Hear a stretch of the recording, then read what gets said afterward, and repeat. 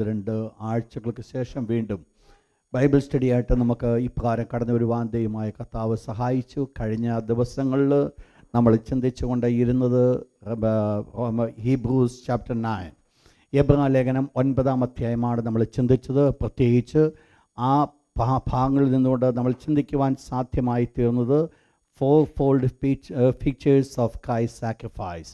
കർത്താവായ യേശു ക്രിസ്തുവിൻ്റെ യാഗം കൊണ്ടുള്ള 4 പ്രധാന്യതകൾ എന്തൊക്കെയാണ് അവിടെ സംഭവിച്ചു എന്നുള്ളതാണ് നമ്മൾ കഴിഞ്ഞ ക്ലാസ്സുകൾ നമ്മൾ ചിന്തിക്കുവാൻ ഇടയായി തീർന്നത്. ആ ക്ലാസ്സുകളില്ലാത്തൊരു പെട്ടെന്ന് അതിൻ്റെ പോയിൻറ്റ്സ് മാത്രം ഒന്ന് നോട്ട് ചെയ്താട്ട് fold features of Christ sacrifice. അതാണ് Hebrews chapter 9 verse 11 onwards, chapter 10 verse 18. ഇതിൻ്റെ first point, Christ has open its inner sanctuary. കർത്താവായ യേശു ക്രിസ്തു അതിപരിശുദ്ധ മന്ദിരം തുറക്കപ്പെടുവാനായിട്ട് ഇടയായിത്തീർന്നു യേശുവിൻ്റെ യാഗം കൊണ്ട്. Christ has opened it's inner sanctuary. അതാണ് വേഴ്സ് ചാപ്റ്റർ 9 വേഴ്സ് 11 to 14, 11 മുതൽ 14 വരെയുള്ള വാക്യങ്ങൾ. രണ്ടാമതായിട്ട്, Christ is the mediator of the new covenant. കർത്താവായ യേശു ക്രിസ്തു പുതിയ നിയമത്തിൻ്റെ മധ്യസ്ഥൻ. അതാണ് വേഴ്സ് 15 to 22, 15 മുതൽ 22 വരെയുള്ള വാക്യങ്ങൾ. Verse 15 to 22. 3, Christ is the perfect sacrifice. കർത്താവായ യേശു ക്രിസ്തുവാണ് പൂർണ്ണതയുള്ള യാഗം. Perfect Christ is the perfect sacrifice. അതാണ് ചാപ്റ്റർ 9 വേഴ്സ് 23 to 28, 23 മുതൽ 28 വരെയുള്ള വാക്യങ്ങൾ. നാലാമത്തെ ഭാഗം, Christ offering is once for all. കർത്താവായ യേശു ക്രിസ്തുവിൻ്റെ യാഗം ഒരിക്കലായി. യേശു ക്രിസ്തുവിൻ്റെ യാഗം ഒരിക്കലായി. ഇന്ന് രാത്രി നമ്മൾ ആ പ്രത്യേകമായിരിക്കുന്ന ഭാഗത്തിലാണ് ചിന്തിക്കുവാൻ പോകുന്നത്. Christ sacrifice once for all. Christ sacrifice note ചെയ്താട്ട് നമ്മൾ 10-ാം അധ്യായത്തിലേക്ക് നമ്മൾ കടക്കുകയാണ്. ചാപ്റ്റർ 10, 10-ാം അധ്യായം. 10-ാം അധ്യായത്തെ പ്രധാനമായിട്ട് നമ്മൾ 2 ഭാഗങ്ങളായിട്ട് തിരിക്കുന്നുണ്ട്. 10-ാം അധ്യായം 2 ഭാഗങ്ങളായിട്ട്, 10th chapter we may divide into 2. അതിൽ ഫസ്റ്റ് പോർഷനാണ് Christ sacrifice is once for all. ഒരിക്കലായിട്ട് യേശു ക്രിസ്തുവിൻ്റെ യാഗം. അതാണ് ചാപ്റ്റർ 10 വേഴ്സ് 1 to 18, 1 മുതൽ 18 വരെയുള്ള വാക്യങ്ങൾ അത് പഠിപ്പിക്കുന്നു. 2, the fourth warning in Hebrews. എബ്രായ ലേഖനത്തിലെ 4-ാമത്തെ മുന്നറിയിപ്പ്. ആ മുന്നറിയിപ്പ് എന്ന് പറയുന്നത് ഡു നോട്ട് ടേൺ ബാക്ക്, പിന്നോട്ട് പോകരുത്. ബ്രാക്കറ്റിൽ കൊടുത്താട്ട് ഫെയ്ത്ത്ഫുൾനെസ്, വിശ്വസ്തത. ദ ഫോർത്ത് വാർണിംഗ് ബ്രാക്കറ്റിൽ കൊടുക്കുക, do not turn back, faithfulness. അതാണ് chapter 10 verse 19 to chapter 39, verse 39. എബ്രായ ലേഖനം 10-ാം അധ്യായം 19-ാമത്തെ വാക്യം മുതൽ 39-ാമത്തെ വാക്യം വരെ. ഇതിനെ ഫോളോ ചെയ്യുന്നതായിരിക്കും ചാപ്റ്റർ 11 and 12. നമ്മൾ ആ വിഷയങ്ങളിൽ വളരെ ഡീറ്റെയിലായിട്ട് നമ്മൾ പഠിക്കുന്നതായിരിക്കും. പ്രത്യേകിച്ച് നമ്മൾ ഇന്ന് നമ്മുടെ ചിന്തയ്ക്ക് വേണ്ടി അതിൻ്റെ ഫസ്റ്റ് പോർഷനിലേക്ക് കടന്നു വരികയാണ്. വീണ്ടും നമ്മൾ പഠിക്കുവാൻ പോകുന്നത് ഫസ്റ്റ് 18th വേഴ്സ്, 1 മുതൽ 18 വരെയുള്ള വാക്യങ്ങൾ. അതിൻ്റെ heading Christ offering is once for all. അതിനെ 1 മുതൽ 18 വരെയുള്ള വാക്യങ്ങളെ നമ്മൾ 2 ഭാഗങ്ങളായിട്ട് നമ്മൾ തിരിക്കുന്നു. അതിൻ്റെ ഫസ്റ്റ് പാർട്ടായിരിക്കും നമ്മൾ ഇന്ന് ചിന്തിക്കുവാൻ പോകുന്നത്. 1 മുതൽ 18 വരെയുള്ള വാക്യങ്ങളെ നമ്മൾ 2 ഭാഗങ്ങളായിട്ട് വീണ്ടും തിരിക്കുന്നു. അതിൽ first portion, to lay low, note that, to lay low, L-O-W, the whole of that priesthood and sacrifice. To lay low the whole of that priesthood and sacrifice. അതാണ് വേഴ്സ് 1 to 6, 1 മുതൽ 6 വരെയുള്ള വാക്യങ്ങൾ. Second portion exalts the priesthood of Christ exalts the priesthood of Christ very high. കർത്താവായ യേശു ക്രിസ്തുവിൻ്റെ മഹാപുരോഹിതൻ എന്നുള്ളതിനെ ഏറ്റവും അധികമായിട്ട് ഉയർത്തി കാണിക്കുന്നു. വേഴ്സ് 7 to 18, 7 മുതൽ 18 വാക്യങ്ങൾ. നമ്മുടെ ഇന്നത്തെ ചിന്തയ്ക്ക് വേണ്ടി ചാപ്റ്റർ 10 വേഴ്സ് 1 to 6 നമ്മൾ എല്ലാവരും ഒരുമിച്ച് ചേർന്ന വാക്യം വായിക്കുവാൻ പോകുകയാണ്.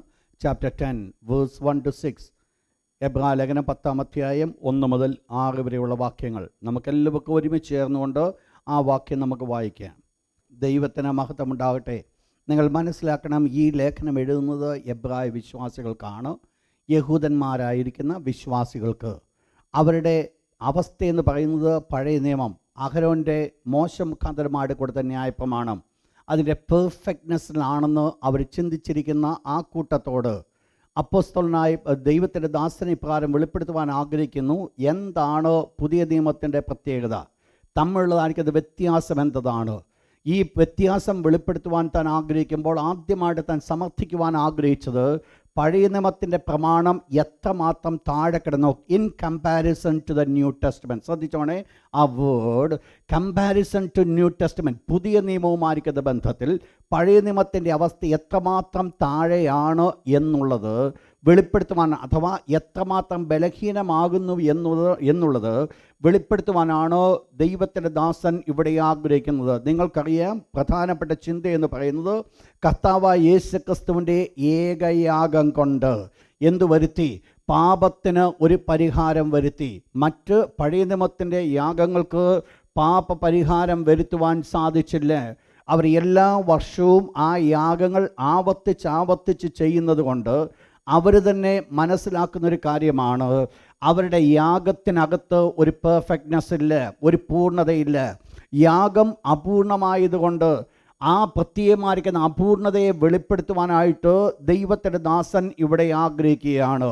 താനത് തുടങ്ങുമ്പോൾ നിങ്ങൾക്കറിയാം, ഈ പ്രത്യേകമായിരിക്കുന്ന ചിന്തയെന്ന് പറയുന്നത് ഈ അധ്യായത്തിൽ മാത്രമല്ല തുടങ്ങിയിരിക്കുന്നത്, ഇതിന് മുൻപ് തന്നെ നമുക്കറിയാം. ലോകാവസാനത്തിങ്കൽ കർത്താവായ യേശു ക്രിസ്തു ഒരിക്കലായി പാപപരിഹാരം വരുത്തുവാൻ പ്രത്യക്ഷനായി. നമ്മൾ ഈ വാക്യങ്ങളൊക്കെ വളരെ ഡീറ്റെയിലായിട്ട് നമ്മൾ ചിന്തിച്ചതായതുകൊണ്ട് യേശു ക്രിസ്തുവിൻ്റെ ഏകയാഗം കൊണ്ട് എന്താണ് പ്രത്യേകത ഉണ്ടായത്, എന്താണ് സംഭവിച്ചത്, പഴയ നിയമ യാഗവുമായുള്ള ബന്ധത്തിൽ കർത്താവായ യേശു ക്രിസ്തുവിൻ്റെ യാഗം എന്തുകൊണ്ട് പെർഫെക്റ്റായി, അതിൻ്റെ പ്രത്യേകമായിരിക്കുന്ന ഒരു കാരണം അപ്പോസ്തലനായ പൗലോസ് അഥവാ എബ്രായ ലേഖന കർത്താവ് ഇപ്രകാരം പറയുന്നു. അതിൻ്റെ 2-ാമത്തെ വാക്യത്തിലേക്ക് കടന്നതാണ്. വേഴ്സ് 2, പാപങ്ങളെക്കുറിച്ചുള്ള മനോബോധം. നമ്മൾ ഓൾറെഡി ചിന്തിച്ചൊരു വിഷയമാണ് കോൺഷ്യൻസ്. നമ്മൾ പാപങ്ങളെക്കുറിച്ചുള്ള മനോബോധം പിന്നെ ഇല്ലായ്ക കൊണ്ട്, പിന്നെ അത് ആ മനോബോധം ഉള്ളത് കൊണ്ട് വീണ്ടും അവർ യാഗം കഴിക്കുന്നു എന്ന് പറഞ്ഞാൽ, പഴയ നിയമ യാഗത്തിന് ഉണ്ടായിരുന്ന ഒരു ബലഹീനത എന്ന് പറയുന്നത് പാപങ്ങളെ ശുദ്ധീകരിക്കുവാൻ അതിന് സാധ്യമാണെങ്കിലും പാപം ചെയ്ത വ്യക്തിയുടെ മനോബോധത്തിന് ഒരു മാറ്റം വരുത്തുവാൻ, അവൻ്റെ കോൺഷ്യൻസിനെ ഒന്ന് ക്ലിയർ ചെയ്യുവാൻ പഴയ നിയമ യാഗത്തിന് സാധ്യമായില്ല. ശ്രദ്ധിക്കണം എൻ്റെ വേർഡുകൾ ഓരോന്നും. പഴയ നിയമത്തിൻ്റെ യാഗം അവരുടെ പാപത്തെ ശുദ്ധീകരിക്കുവാൻ സാധ്യമാകുന്നുവെങ്കിലും അവരുടെ പാപം ചെയ്ത വ്യക്തിയുടെ മനോബോധത്തെ ശുദ്ധീകരിക്കുവാനായിട്ട് അത് സാധ്യമായില്ല. അഥവാ ആ കുറ്റബോധം അവനിൽ നിന്ന് മാറ്റപ്പെടുവാൻ ഇടയായിത്തീർന്നില്ല. നമ്മൾ പാപത്തെക്കുറിച്ച് നമ്മൾ പഠിച്ചപ്പോൾ നമ്മൾ മനസ്സിലാക്കി, ഒരു വ്യക്തിയുടെ ജീവിതത്തിൽ പാപം കടന്നു വരുമ്പോൾ ആ പാപത്തിന് 2 പ്രധാനപ്പെട്ട ശക്തി.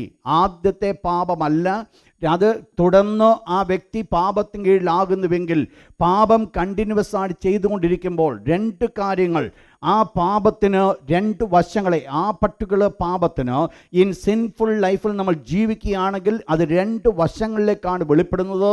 ഒന്ന്, ദ പവർ ഓഫ് സിൻ, പാപത്തിൻ്റെ ശക്തി.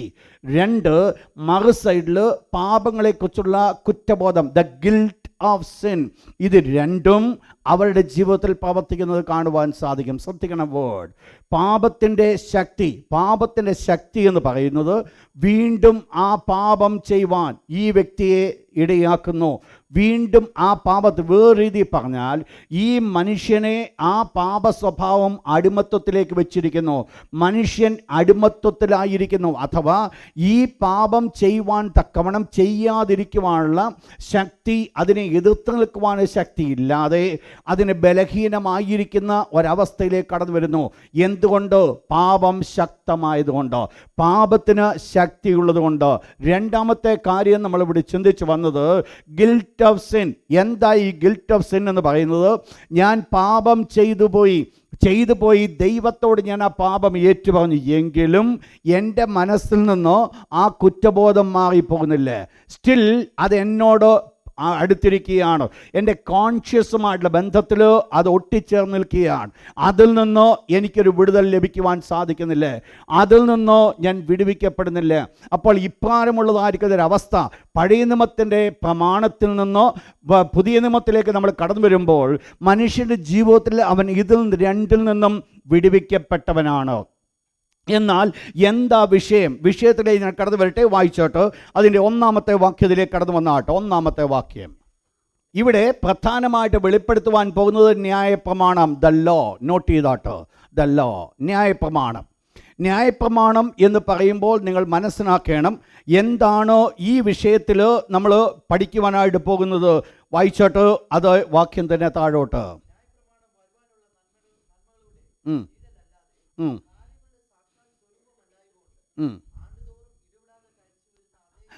കൊടുത്തു. എന്താ കൂട്ടാനുള്ള കാരണം? ദൈവം ആദ്യം ദൈവത്തിൻ്റെ തിരുനിവാസത്തിലേക്ക് ഇവരെ അടുത്തി എന്നപ്പോൾ ദൈവം അഹരോനോടോ മക്കളോടോ പറഞ്ഞില്ല നിങ്ങൾ ആണ്ടിൽ ഒരു പ്രാവശ്യമേ കടന്നു വരാമെന്ന്. എന്നാൽ തെറ്റായ രീതിയിൽ അതിപരിശുദ്ധ സ്ഥലത്തിലേക്ക് കടന്നു ചെന്നപ്പോൾ അഹരോൻ്റെ 2 മക്കൾ മരിച്ച ശേഷം ദൈവം അവരോട് പറഞ്ഞു, ഇനി നിങ്ങൾ എല്ലാവരും എപ്പോഴും ഇങ്ങോട്ട് വരരുത്, ആണ്ടിൽ ഒരിക്കൽ മതി. എന്തിനാ ഒരു അഡീഷണൽ ആയിട്ടൊരു പുതിയ നിയമം അവിടെ കൊടുത്തത്? Because of the transgression. അവരുടെ അതിക്രമമാണ് ഒരു നിയമം ഉണ്ടാകുവാൻ കാരണമായി തീർന്നത്. അപ്പോൾ നിങ്ങൾ മനസ്സിലാക്കണം, ന്യായപ്രമാണം കടന്നു വന്നതും ന്യായപ്രമാണം മോഡിഫൈ ചെയ്യുവാനുള്ള ഒരു കാരണമെന്ന് പറയുന്നത് മനുഷ്യൻ്റെ ജീവിതത്തിൽ അതിക്രമങ്ങൾ വർദ്ധിച്ചപ്പോൾ ദൈവം അതിനനുസരണമായിട്ട് അവരുടെ അതിക്രമങ്ങളെ വെളിപ്പെടുത്തുകയാണ് ചെയ്തത്. അതുകൊണ്ട് ഈ ന്യായപ്രമാണം വാസ്തവത്തിൽ എന്താ ചെയ്തത്? ന്യായപ്രമാണം പാപത്തെ റിവീൽ ചെയ്യാനുള്ളത്, പാപത്തെ വെളിപ്പെടുത്തി. പാപത്തെ പാപമാണെന്ന് വെളിപ്പെടുത്തി. മോഹിക്കരുത്, അത് ദൈവത്തിൻ്റെ ന്യായപ്രമാണത്തിൽ കൽപ്പിച്ചിരിക്കുന്നതുകൊണ്ട് മോഹിക്കുന്നത് പാപമാണെന്നോ ആ മോഹിക്കരുതെന്നുള്ള കൽപ്പന വെളിപ്പെടുത്തി. നിങ്ങൾ മനസ്സിലാക്കുന്നത് ഞാൻ പറഞ്ഞു വന്നത്. അപ്പോൾ എന്താണ് പ്രമാണത്തിൽ എഴുതപ്പെട്ടത്? ആ പ്രമാണത്തിൽ എഴുതപ്പെട്ടത് ചെയ്യുമ്പോൾ അത് പ്രമാണത്തിൽ എഴുതപ്പെട്ടിരിക്കുന്നതുകൊണ്ട് അത് തെറ്റാണെന്ന് വെളിപ്പെടുന്നു. ഇല്ലായിരുന്നു എങ്കിൽ അതെന്താകത്തില്ല, തെറ്റാകത്തില്ല. അപ്പോൾ ന്യായപ്രമാണം കടന്നു വരുവാനുള്ള കാരണം അത് മനുഷ്യൻ്റെ പാപം കൊണ്ടാണ്. പാപം കൊണ്ട് ദൈവം പാപത്തെ വെളിപ്പെടുത്തുകയാണ് ചെയ്തത്. എന്നാൽ എന്തിന് ഈ ന്യായപ്രമാണം കൊടുത്തു? ഒന്ന് നിങ്ങൾ വായിച്ചോട്ട് ലേവ്യ പുസ്തകം 18-ാം അധ്യായം 5-ാമത്തെ വാക്യം. Leviticus chapter 18 verse 5. നിങ്ങൾ മനസ്സിലാക്കണം, ദൈവം അവിടെ ഇസ്രായേൽ മക്കളോട് കൽപ്പിക്കുകയാണ്, ആകയാൽ നിങ്ങൾ എൻ്റെ ചട്ടങ്ങളും കൽപ്പനകളും നിങ്ങൾ എന്ത് ചെയ്യണം? പ്രമാണിക്കണം. എന്നിട്ട് പറഞ്ഞു, അവയെ ചെയ്യുന്ന മനുഷ്യൻ അവയാൽ ജീവിക്കും. അപ്പോൾ എന്തിനാ ദൈവം ന്യായപ്രമാണം കൊടുത്തത്? ന്യായപ്രമാണം കൊടുത്തത് നല്ല ഉദ്ദേശത്തോടു കൂടെ. ഏതിനാ? അത് ജീവന് കാരണമാണ്. നിങ്ങൾ മനസ്സിലാക്കണം, മരിക്കുവാനല്ല ന്യായപ്രമാണം കൊടുത്തത്. പിന്നെയോ എന്തിനു വേണ്ടിയാ? ജീവിക്കുവാനാണ്. ശ്രദ്ധിക്കണം നിങ്ങൾ, ഞാൻ പറഞ്ഞ വേർഡ്, ഇവർ മരിച്ചു പോകുവാനല്ല ദൈവം ന്യായപ്രമാണം കൊടുത്തത്. പകരം എന്തിനു വേണ്ടിയാ? പക്ഷെങ്കിൽ ആരേ ജീവിക്കത്തുള്ളൂ? ഈ ന്യായപ്രമാണം പ്രമാണിക്കുന്നവനെ ജീവിക്കത്തുള്ളൂ. ന്യായപ്രമാണത്തിന് എതിരായിട്ട് പ്രവർത്തിച്ചാൽ അവരെന്ത് ചെയ്യും? മരിക്കും. അതുകൊണ്ടാണ് ജീവനായിട്ടുള്ള പ്രമാണം എനിക്ക് എന്തായിത്തീർന്നു? മരണത്തിന് കാരണമായിത്തീർന്നു. വാസ്തവത്തിൽ ഇൻറ്റൻഷൻ എന്ന് പറയുന്നത് എന്തിനു വേണ്ടിയാ? To live. ജീവിക്കുവാനാണ് ദൈവം പ്രമാണം തന്നത്, ജീവിക്കുവാനാണ് ദൈവം ന്യായപ്രമാണം തന്നത്. പക്ഷെങ്കിൽ ജീവിക്കുവാനുള്ള ന്യായപ്രമാണം ആ ന്യായപ്രമാണത്തിൽ ഞാൻ ജീവിക്കാഞ്ഞത് കൊണ്ട്, അഥവാ ആ ന്യായപ്രമാണം ഞാൻ ലംഘിച്ചത് കൊണ്ട് ജീവനായുള്ള പ്രമാണം എനിക്ക് എന്തായി മാറ്റപ്പെട്ടു? നിങ്ങൾ മനസ്സിലാക്കുന്നില്ല. എനിക്കെന്തിനാ ഈ ന്യായപ്രമാണം തന്നത്? അവയെ ചെയ്യുന്ന മനുഷ്യൻ അവയാൽ ജീവിക്കും. അപ്പോൾ ജീവിക്കുവാനാണ് പ്രമാണം തന്നത്. വായിച്ചോട്ട് നിങ്ങളെ ഈ റോമക്കലേഖനം 7-ാം അധ്യായം. ഇങ്ങനെ ജീവനായി ലഭിച്ചിരിക്കുന്ന കൽപ്പന എനിക്കെന്തായിത്തീർന്നു? ദൈവം എന്തിനാ ന്യായപ്രമാണം തന്നത്? ജീവിക്കാൻ. പക്ഷെങ്കിൽ എനിക്കതെന്തായി മാറ്റപ്പെട്ടു? എന്താ കാരണം? ഞാൻ ആ കൽപ്പനയെ എന്ത് ചെയ്തു? ലംഘിച്ചു. ട്രാൻസ്ഗ്രസ് ദ ലോ. ഞാൻ ആ കൽപ്പനയെ അതിക്രമിച്ചത് കൊണ്ട്, പക്ഷേ ആ കൽപ്പന ഞാൻ ചെയ്തിരുന്നുവെങ്കിൽ എനിക്ക് എന്ത് കിട്ടിയേനെ? ന്യായപ്രമാണം നല്ലതാ, പക്ഷെ എന്തിനു വേണ്ടിയാ? എനിക്ക് ജീവിക്കുവാൻ. പക്ഷേ എനിക്ക് ജീവനായിട്ടുണ്ടായിരുന്ന ന്യായപ്രമാണമാണോ ഇപ്പോൾ എനിക്ക് എന്തായി തീർന്നത്? മരണത്തിന് കാരണമായി തീരുമാനമുള്ള കാരണം ന്യായപ്രമാണം പ്രമാണിച്ചത് കൊണ്ടല്ല, പിന്നെയോ ന്യായപ്രമാണം പ്രമാണിക്കാതിരുന്നത് കൊണ്ട്. മോഹിക്കരുത് എന്നോട് ദൈവം ന്യായപ്രമാണം തന്നിട്ട് ഞാൻ മോഹിക്കുന്നു എങ്കിൽ ഞാൻ എന്തിന് യോഗ്യനായിത്തീർന്നു? അപ്പോൾ മോഹിക്കരുതെന്നുള്ള പ്രമാണം എനിക്ക് കിട്ടി. ഞാൻ മോഹിക്കാതിരുന്നു എങ്കിൽ എനിക്ക് എന്തുണ്ടായിരുന്നു? പ്രമാണം എനിക്ക് ജീവനായിട്ടാണ്. പക്ഷെങ്കിൽ പ്രമാണം തെറ്റിക്കുന്നത് കൊണ്ട് ജീവനായിട്ട് വെച്ചിരുന്നത് എനിക്ക് എന്തായി മാറ്റപ്പെട്ടു? മനസ്സിലാകുന്നോ? കരങ്ങൾ ഉയർത്തി ദൈവത്തിന് ഹല്ലേലൂയ പറഞ്ഞാട്ട്. അപ്പോൾ ഈ ന്യായപ്രമാണം വാസ്തവത്തിൽ ജീവന് വേണ്ടിയുള്ളതാ, പക്ഷേ അത് മരണത്തിന് കാരണമായി തീർന്നു. ന്യായപ്രമാണം പാപത്തെ വെളിപ്പെടുത്തുവാനായിട്ട് കാരണമായി തീർന്നു. വീണ്ടും വായിച്ചാട്ട് ഒരു വാക്യം കൂടെ, റോമൻസ് ചാപ്റ്റർ 7 വേഴ്സ് 14. ന്യായപ്രമാണം ആത്മീയമാണ്. The law is spiritual. ന്യായപ്രമാണം ആത്മീയമാണ്. അത് വെറും ജഡത്തിൻ്റെ പ്രവർത്തനമല്ല. ഇത് സ്വർഗത്തിലെ ദൈവമാണ് എന്ത് കൊടുത്തത്? ന്യായപ്രമാണം കൊടുത്തത്. ദൈവത്തിൻ്റെ പക്കൽ നിന്നാണ് ഈ പ്രമാണം ലഭിച്ചത്. അതുകൊണ്ട് ദൈവം ആത്മാവായിരിക്കുന്ന പോലെ ഈ പ്രമാണത്തിലും എന്തുണ്ട്? ആത്മീയതയുണ്ട്. ഇത് പ്രമാണം എന്ന് പറയുന്നത് എന്തായിരിക്കുന്നു? ആത്മീയമെന്നോ നമ്മൾ അറിയുന്നു. അത് ജഡീയമായിരിക്കുന്ന ചില പ്രവർത്തനങ്ങളെയാണ് വെളിപ്പെടുത്തുന്നതെങ്കിലും ആ ജഡീയമായിരിക്കുന്ന പ്രവർത്തനങ്ങളിൽ എന്തുണ്ട്? ആത്മീയത അടക്കപ്പെട്ടിട്ടുണ്ട്. അപ്പോൾ ആ ന്യായപ്രമാണം ആത്മീയമാണ്. നെക്സ്റ്റ് ഒന്ന് വായിച്ചോട്ട് 7-ാം അധ്യായത്തിൻ്റെ 12-ാമത്തെ വാക്യം. ന്യായപ്രമാണം വിശുദ്ധമാണ്. It's holy. നിങ്ങൾ നോട്ട് ചെയ്താട്ട്, ന്യായപ്രമാണം ഹോളി. നമ്മൾ നേരത്തെ പറഞ്ഞത് the law is spiritual. Next the law is holy. Next ന്യായപ്രമാണം വിശുദ്ധവും. നെക്സ്റ്റ് വേർഡ് നെക്സ്റ്റ് രണ്ട് യോഗ്യതയുടെ ഇറ്റ് ഈസ് ജസ്റ്റ്. ന്യായമാണ്. Next it is good. നല്ലതാണ്. അപ്പോൾ ന്യായപ്രമാണം ഒരു രീതിയിൽ നമ്മൾ ചിന്തിച്ചാൽ നല്ലതായിരുന്നത് ഇപ്പോൾ എന്തായിത്തീർന്നു? ദോഷത്തിന് കാരണമായിത്തീർന്നു. എന്നാൽ ഇവിടെ എന്താണ് ഇവിടുത്തെ വിഷയം? ഇവിടെ പറയപ്പെടുന്ന, ഞാൻ തിരിച്ചു വന്നാട്ടെ, എബ്രായ ലേഖനം 10-ാം അധ്യായത്തിലേക്ക് കടന്നു വന്നാട്ട്, എന്താണ് ന്യായപ്രമാണം? അവിടെ പറയുന്നു ന്യായപ്രമാണം. അവിടെ ഫസ്റ്റ് പോയിന്റ് നോട്ട് ചെയ്താട്ട്, എന്താണ് ന്യായപ്രമാണം? The law was a shadow of good things to come. വരുവാൻ ഉള്ളവയുടെ നന്മകളുടെ ഒരു നിഴൽ. വരുവാനുള്ള നന്മകളുടെ ഒരു നിഴൽ. The law was a shadow of good things to come. അപ്പോൾ ന്യായപ്രമാണം എന്ന് പറയുന്നത് വരുവാൻ പോകുന്ന നന്മകളുടെ എന്തായിരിക്കുന്നു? ഒരു നിഴലാണ്. It's a shadow. നമ്മൾ 8-ാം അധ്യായം നമ്മൾ പഠിച്ചപ്പോൾ നമ്മൾ ഒരു കാര്യം പഠിച്ചു. സമാഗമന കൂടാരത്തിൻ്റെ ഒരു പ്രത്യേകത, ദൈവം ഈ ഭൂമിയിൽ ഒരു സമാഗമന കൂടാരം ഇറക്റ്റ് ചെയ്യുവാൻ മോശയോട് പറഞ്ഞപ്പോൾ ആ സമാഗമന കൂടാരം സ്വർഗീയമായതിൻ്റെ എന്തായിരുന്നു? 3 കാര്യങ്ങൾ നമ്മൾ പഠിക്കേണ്ടത്. എന്തുവായിരുന്നു? സ്വർഗീയമായതിൻ്റെ പ്രതിരൂപം. യെസ്, നിഴല്. നെക്സ്റ്റ് ഈ ഭൂമിയിൽ പണി കഴിപ്പിക്കപ്പെട്ട സമാഗമന കൂടാരം എന്ന് പറയുന്നത് സ്വർഗീയമായതിൻ്റെ നിഴൽ. It's a shadow of heaven. 2, അതൊരു ദൃഷ്ടാന്തമാണ്. It same, exactly the same. 3 നമ്മൾ കണ്ടത് ഏതായിരുന്നു? എന്തായിരുന്നു? ഷാഡോ, നിഴലായിരുന്നു. അപ്പോൾ ഈ 3 പ്രത്യേകതകളാണ് ഈ ഭൂമിയിൽ എറക്റ്റ് ചെയ്ത സമാഗമന കൂടാരത്തിലുള്ളത്. എന്നാൽ ഇവിടെ നമ്മൾ ചിന്തിക്കുവാൻ പോകുന്ന വിഷയം എന്ന് പറയുന്നത്, ന്യായപ്രമാണം എന്ന് പറയുന്നത് വരുവാനുള്ള നന്മകളുടെ ഒരു നിഴലാണ്. It's a shadow. എന്തിൻ്റെ ഷാഡോയാ? വരുവാൻ പോകുന്ന നന്മകളുടെ ഒരു നിഴൽ. അപ്പോൾ ഈ ന്യായപ്രമാണം ഒരു കാര്യം വെളിപ്പെടുത്തുന്നുണ്ട്, it is not the real thing, it's only എന്ത് മാത്രമേ ഉള്ളൂ? ഒരു ഷാഡോ. അതിൻ്റെ ഒരു ഷാഡോ മാത്രമേ ഉള്ളൂ എന്ന് പറഞ്ഞാൽ അതിനകത്ത് അർത്ഥമാകുന്നത് വരുവാനുള്ളത് എന്ത് ചെയ്യാൻ വേണ്ടി വെയിറ്റ് ചെയ്യുക, ഇനിയും വരാൻ തുടങ്ങുക. ഇത് ന്യായപ്രമാണം കൊടുത്തപ്പോൾ ദൈവം അവർക്ക് കൂടെ വെളിപ്പെടുത്തുവാൻ ഇടയായി തീർന്നത്, നല്ലത് ഇതുവരെ എന്തില്ല, വന്നില്ല. നല്ലത് ഇപ്പോഴും ഹൈഡ് ചെയ്തിരിക്കുക. എന്നാൽ ഒരു കാര്യം സത്യമാണ്, നല്ലത് വരും എന്നുള്ളതിൻ്റെ ഒരു മുന്നോടിയാണ് ഏത്? ഈ ന്യായപ്രമാണം.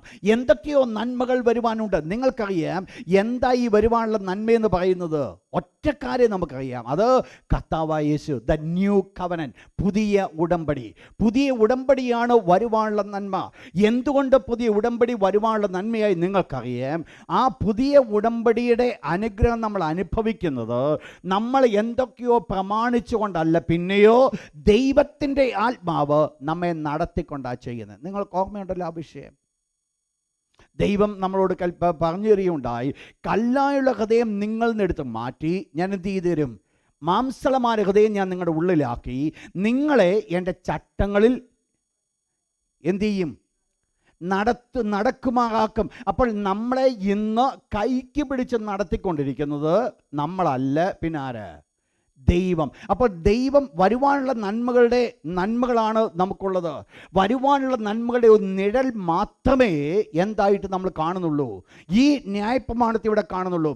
അപ്പോൾ ഇറ്റ്സ് എ ഷാഡോ. നിങ്ങൾക്കറിയാം, ഒരു വ്യക്തിയുടെ ഷാഡോ നമ്മൾ കാണുമ്പോൾ എക്സാക്ട്ലി അത് പ്രോപ്പർ ആകണമെന്നില്ല. അതിനകത്തൊരല്പമൊക്കെ വ്യത്യാസം വരുവാൻ സാധിക്കും, നിൽക്കുന്ന നിൽപ്പിനനുസരിച്ച്, അല്ലെങ്കിൽ ആ ലൈറ്റ് അടിക്കുന്നതിനനുസരമായിട്ട് ചിലപ്പോൾ നീണ്ടോ കുറിയോ ഒക്കെ കാണുവാൻ സാധിക്കും. എക്സാക്ട്ലി ആ ഒരു പിക്ചർ അല്ല. എന്നാൽ ഒന്ന് മനസ്സിലാക്കണം, സമാഗമന കൂടാരത്തെക്കുറിച്ച് നമ്മൾ പഠിച്ചപ്പോൾ അത് സ്വർഗത്തിൻ്റെ എന്തായിരിക്കുന്നു? ഇറ്റ്സ് എ പാറ്റേൺ എന്ന് പറഞ്ഞാൽ സ്വർഗത്തിൻ്റെ സെയിം ആണോ ഈ ഭൂമിയിൽ എറക്റ്റ് ചെയ്ത സമാഗമന കൂടാരം. എന്നാൽ ന്യായപ്രമാണം എന്ന് പറയുന്നത് വരുവാനുള്ള നന്മകളുടെ എന്ത് മാത്രമേ ആയിട്ടുള്ളൂ? ഒരു നിഴൽ. പിന്നെ എന്തല്ല എന്നവിടെ കാണുന്നു. വായിച്ചോട്ടെ 10ാമത്തെ വാക്യം വീണ്ടും ഒരിക്കൽ കൂടെ. കാര്യങ്ങളുടെ സാക്ഷാൽ രൂപമല്ല. എന്തല്ല? കാര്യങ്ങളുടെ സാക്ഷാൽ രൂപമല്ല. ഏതല്ല? ന്യായപ്രമാണം. ശ്രദ്ധിക്കണേ, നിങ്ങൾ എന്നോട് കൂടെ ശ്രദ്ധിച്ചിരിക്കണേ. That the law was not the very image of the good things to come. വരുവാനുള്ള നന്മകളുടെ നിഴലാണ് ന്യായപ്രമാണമെങ്കിലും എന്തല്ല? കാര്യങ്ങളുടെ സാക്ഷാൽ രൂപമല്ല എന്ന് പറഞ്ഞാൽ ഇതും അതുമായിട്ട് എന്തുണ്ട്? ഒരു വലിയ വ്യത്യാസമുണ്ട്. കാര്യങ്ങളുടെ സാക്ഷാൽ സ്വരൂപമല്ല. നിങ്ങൾ മനസ്സിലാക്കണം, സമാഗമന കൂടാരത്തെക്കുറിച്ച് നമ്മൾ പഠിച്ചപ്പോൾ എന്തു പറഞ്ഞു? നമ്മൾ പഠിക്കുകയുണ്ടായി? സ്വർഗത്തിൻ്റെ നിഴല്, സ്വർഗത്തിൻ്റെ പാറ്റേൺ. ഞാൻ നിനക്ക് പർവ്വതത്തിൽ വെച്ച് കാണിച്ച മാതൃക പ്രകാരം നീ അതിനെ ഉണ്ടാക്കണം എന്ന് പറഞ്ഞാൽ exactly what is in heaven അത് തന്നെയാണ് ഐഡൻറ്റിക്കലായിരുന്നു സമാഗമന കൂടാരം. എന്നാൽ ന്യായപ്രമാണത്തെക്കുറിച്ച് പറയുന്നു, ന്യായപ്രമാണം എന്ന് പറഞ്ഞത് വരുവാനുള്ള നന്മകളുടെ ഒരു നിഴല് ആണ്. എന്നാൽ എന്തല്ല? കാര്യങ്ങളുടെ സാക്ഷാൽ സ്വരൂപമല്ല. അപ്പോൾ കാര്യങ്ങളുടെ സാക്ഷാൽ സ്വരൂപമല്ല. എന്തൊക്കെയോ ഇതിനകത്ത് എന്തോ ഉണ്ട്, ഒരു മിസ്സിങ്, ഒരു കുറവുണ്ട് എന്ന് പറഞ്ഞാൽ എന്തൊക്കെയോ ബലഹീനമാണ് ന്യായപ്രമാണമെന്നല്ല. ഇത് ബലഹീനമാകുവാനുള്ള കാരണമുണ്ട്. ഈ ന്യായപ്രമാണം ജഡത്തിൻ്റെ ശക്തി കൊണ്ട് നിവർത്തിക്കുന്നതാണ്. എന്തുകൊണ്ടാണ് ന്യായപ്രമാണം ബലഹീനമായത്? വായിച്ചോട്ട് റോമൻസ് ചാപ്റ്റർ 8 വേഴ്സ് 1 onwards. ജഡത്താലുള്ള ബലഹീനത നിമിത്തം. അപ്പോൾ എന്താണ് ന്യായപ്രമാണത്തിന് ബലഹീനമായത്? ജഡം അതിനകത്ത് പ്രവർത്തിക്കേണ്ടത് കൊണ്ട്, മനുഷ്യൻ്റെ ജഡം ബലഹീനമായതുകൊണ്ട്, ന്യായപ്രമാണം പ്രമാണിക്കുവാൻ കഴിയാത്തത് കൊണ്ട് ഈ പ്രമാണം എന്തായി മാറ്റപ്പെട്ടു? ബലഹീനമായി തീർന്നു. അപ്പോൾ ഈ ന്യായപ്രമാണം എന്ന് പറയുന്നത് വരുവാനുള്ള നന്മകളുടെ നിഴലാണെങ്കിലും എന്തല്ല? കാര്യങ്ങളുടെ സാക്ഷാൽ സ്വരൂപമല്ല. ചില വ്യത്യാസങ്ങൾ നമുക്കവിടെ കാണുവാൻ സാധിക്കും. എന്നാൽ എന്താണ് അവിടെ പറയുന്നത്? ഒരിക്കൽ കൂടെ വായിച്ചോട്ടെ 10-ാമത്തെ വാക്യം, 10-ാം അധ്യായത്തിൻ്റെ 1-ാമത്തെ വാക്യം വീണ്ടും ഒരിക്കൽ കൂടെ വായിച്ചോട്ടെ. ഇവിടെ പഴയ നിയമ യാഗത്തിൻ്റെ ഒരു ബലഹീനതയെ അവിടെ ചൂണ്ടിക്കാണിക്കുക. എന്താ അവിടെ പറയുന്നത്? ആണ്ടുതോറും ഇടവിടാതെ കഴിച്ചു വരുന്ന യാഗം. അപ്പോൾ ഓരോ വർഷവും യാഗം കഴിക്കുന്നത് കൊണ്ട് ഒരു കാര്യം തന്നെ അവർ തന്നെ സമ്മതിക്കുകയാണ്, അന്ന് ചെയ്ത യാഗത്തിന് ഇന്ന് അവരുടെ പാപത്തെ മാറ്റുവാനായിട്ട് സാധ്യമല്ല. പാപങ്ങളെ അവർക്ക് മാറ്റുവാനായിട്ട് സാധ്യമല്ല. അപ്പോൾ പാപങ്ങളെ മാറ്റുവാൻ സാധിക്കുന്നില്ല. എന്താ ഇവിടുത്തെ വിഷയമെന്ന്? അതേ യാഗങ്ങൾ വീണ്ടും വീണ്ടും ആവർത്തിക്കുന്നു, അതേ യാഗങ്ങൾ വീണ്ടും വീണ്ടും ചെയ്യുന്നു. കഴിഞ്ഞ വർഷം അവർ ചെയ്ത പോലെ തന്നെ ഈ വർഷവും അവർ ആവർത്തിക്കുന്നു. നിങ്ങൾ മനസ്സിലാക്കണം എന്തുകൊണ്ടാണ് അവർ ആവർത്തിക്കുന്നത്. ആ പാപത്തിനോ ആ യാഗത്തിനോ അവരുടെ പാപങ്ങൾക്ക് പ്രായശ്ചിത്തം വരുത്തുവാൻ സാധ്യമായില്ല.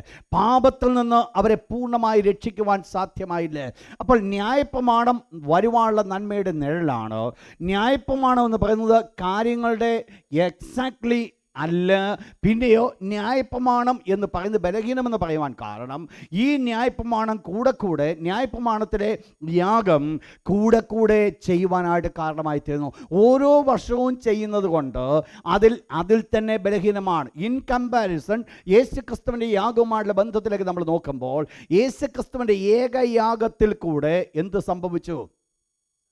സകലത്തിനും ഒരു പരിഹാരം വരുത്തി. അവിടെ വായിച്ചു വരുന്ന ഭാഗപ്രകാരമാണ്, അതേ യാഗങ്ങളാൽ അടുത്തു വരുന്നവരെ സൽഗണപൂർത്തി വരുത്തുവാൻ ഒരു നാളും കഴിവുള്ളതല്ല എന്ന് പറഞ്ഞാൽ യേശുക്രിസ്തുവിൻ്റെ യാഗത്തിന് എന്ത് സംഭവിച്ചു? ഒന്ന് പെർഫെക്റ്റ് ആക്കുവാനിടയായിത്തീർന്നു. ദൈവത്തെ ആരാധിക്കുവാൻ ദൈവത്തിൻ്റെ അടുക്കിലേക്ക് കടന്നു ചെല്ലുന്നവരെ പെർഫെക്റ്റ് ആക്കുവാൻ തക്കവണ്ണം യേശുക്രിസ്തുവിൻ്റെ യാഗത്തിന് സാധ്യമായി തീർന്നു. ശ്രദ്ധിക്കണേ, ഇന്ന് ദൈവത്തിൻ്റെ തിരുവചനം മനസ്സിലാക്കണമേ. യേശുക്രിസ്തുവിൻ്റെ ഏകയാഗത്തിൽ കൂടെ എനിക്ക് ലഭിച്ചത് ദൈവത്തിൻ്റെ അടുക്കിലേക്ക് ആരാധിപ്പാൻ കടന്നു വരുമ്പോൾ അതിൻ്റെ പെർഫെക്റ്റ്നെസ്സിലേക്ക് എന്നെ കൊണ്ടുവരികയാണ് ചെയ്തത്. എത്ര ഒറ്റ യാഗം മാത്രമേ ചെയ്തുള്ളൂ. 2000 കൊല്ലങ്ങൾക്ക് മുമ്പ് അരുമരക്ഷിതമായി യേശുക്രിസ്തു ചെയ്ത ആ ഒരൊറ്റ യാഗത്തിൽ കൂടെ എനിക്ക് ഇന്ന് പരിപൂർണമായിട്ട് വിടുതൽ പ്രാപിക്കുവാൻ കാരണമായി തീർന്നു. ഇന്ന് പാപത്തിൻ്റെ ശക്തിയിൽ നിന്നും, പാപത്തിൻ്റെ മനോബോധത്തിൽ നിന്നും, പാപത്തിൻ്റെതായിരിക്കുന്ന അശുദ്ധിയിൽ നിന്നും ഇതിനെല്ലാറ്റിലും ദൈവം എന്നെ പരിപൂർണമായിട്ടോ സ്വതന്ത്രമാക്കി. ഇനി ഞാൻ ഇതിന് അടിമപ്പെട്ട് കിടക്കുന്നവനല്ല. പിന്നെയോ പുതിയ നിയമത്തിൻ്റെ പ്രമാണമെന്ന് പറയുന്നത് കർത്താവായ യേശുക്രിസ്തുവിൻ്റെ ഏകയാഗമെന്ന് പറയുന്നത് പഴയ നിയമ യാഗത്തെക്കാൾ വളരെ മെച്ചമായിരുന്നു. എത്രയോ ശ്രേഷ്ഠമായിരുന്നു. എന്താ അതിൻ്റെ ശ്രേഷ്ഠതയുടെ ഒരു പ്രത്യേകത? ഒരു വാക്യമൊന്ന് വായിച്ചാട്ട് അതിൻ്റെ 4-ാമത്തെ വാക്യം ശ്രദ്ധിക്കണം. അത് ഇന്ന് ഞാൻ ആ ഭാഗമാണ് ഒന്ന് എംഫസ് ചെയ്യുവാൻ ആഗ്രഹിക്കുന്നത്.